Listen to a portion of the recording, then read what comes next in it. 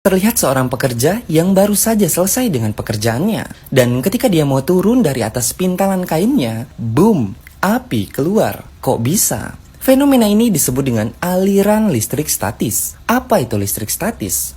Listrik statis adalah muatan listrik yang terkumpul di permukaan suatu material. Dan muatan listrik ini biasanya tercipta karena adanya gesekan antara dua material yang berbeda, sehingga elektronnya berpisah. Dan fenomena ini disebut dengan triboelectric effect. Contohnya, ketika kita menggesekkan balon ke rambut kita, maka elektron pada balon akan menjadi berlebih atau kelebihan elektron. Sedangkan rambut kita akan kekurangan elektron. Dan efeknya, rambut akan tertarik ke arah balon, sehingga terlihat berdiri atau menempel pada balon. Dan karena setiap helai rambut kekurangan elektron, maka helaian rambut akan saling tolak-menolak. Dan hal sebaliknya akan terjadi jika elektron dari kedua materialnya memiliki jenis yang sama, seperti halnya di video ini. Dan jika kita lihat di video awal bahwa fenomena listrik statis akibat gesekan antara pakaian si pria dengan pintalan benangnya menyebabkan terciptanya listrik statis. Dan ketika si pria ingin turun dengan cara menginjakan kakinya di lantai mobil yang terbuat dari material konduktor,